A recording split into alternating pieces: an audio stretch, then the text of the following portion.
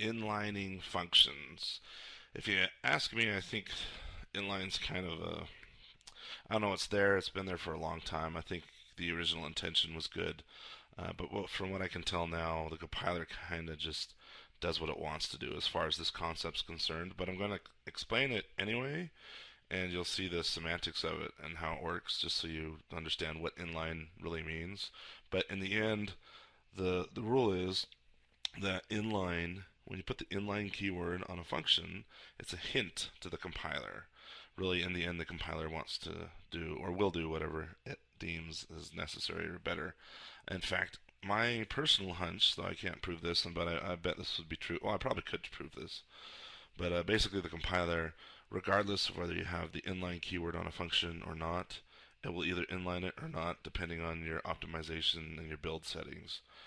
Anyway, let's just explain what the inline keyword does first.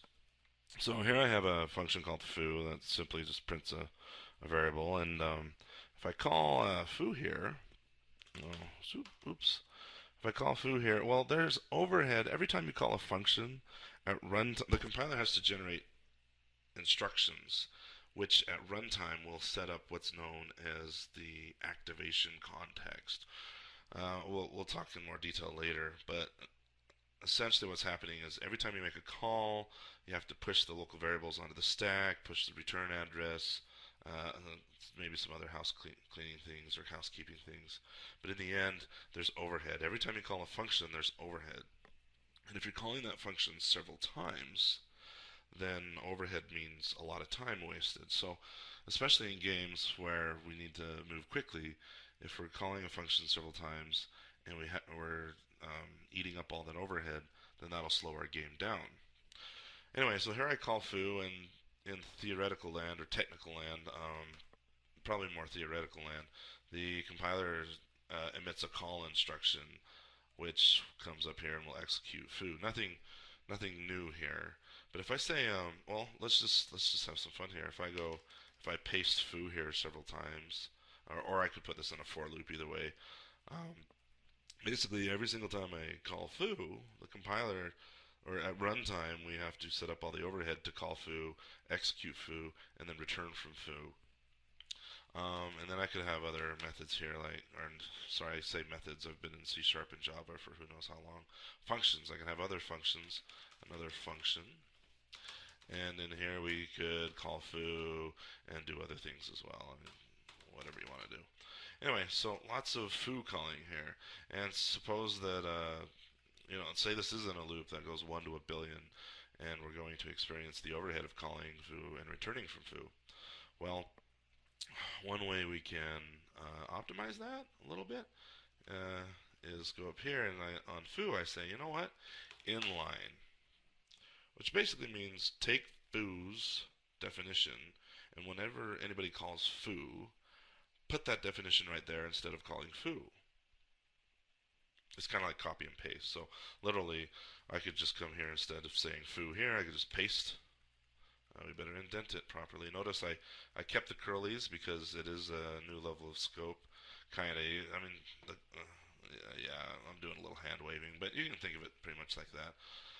So copy this, paste this, paste this, paste this. Well, immediately you should notice that the code is much bigger now. So this is the trade-off. Our code gets larger, but the execution time gets faster. Anyway, so that's the idea with inline is basically whether we want the code to be in line with the call site, or if we want to actually just keep it outside and call it as normal. Okay, so for the second part of this video, I'm going to, sorry about the jump there. I had to change the font to get some stuff to show up on the screen properly. But anyway, you'll see here I have a header file now and I have a CPP file, and when we inline functions, their definitions have to be in the header, because if you don't put it in the header, when the compiler or when the preprocessor pound includes the function into the compilation unit, the compiler won't see the inline code, and if the compiler can't see the code to inline, it's not going to inline that code. Anyway, I have a header file here. Some I have it's some random numbers, and basically I give it a number of numbers to randomize and add them all up. So it's kind of it is a contrived example, but basically I wanted an example with a for loop in it and a return statement and all that. Now, if over here in the CPP file, you'll see that we have some random numbers. I'm just calling this function several times.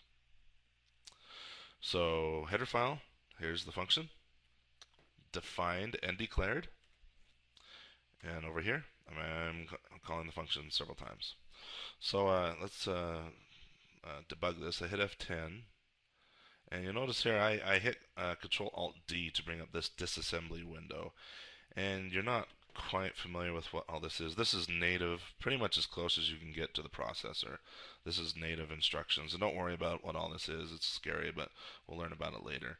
But in the meantime, I want you to notice that it's this view has pasted the C++ instruction right here, and basically what we're seeing is the C++ instruction, and then we literally see what the compiler translated that C++ instruction to.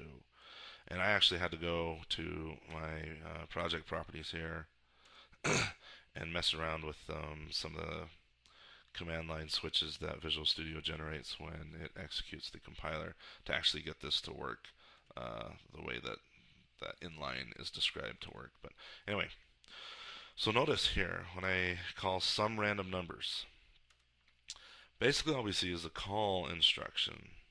This is a native instruction to the processor saying call some random numbers. And we see the same thing, call some random numbers. Call some random numbers.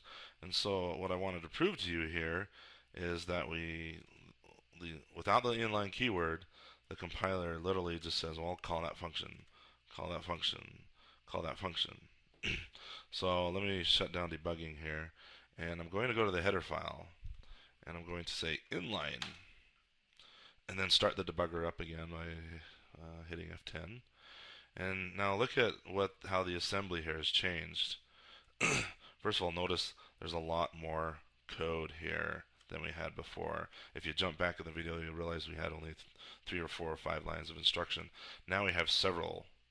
And what we're seeing here is some random numbers body. If we looked at the body in the previous run of this example, we would have seen the same instructions essentially. Basically, these are the assembly instructions to get this.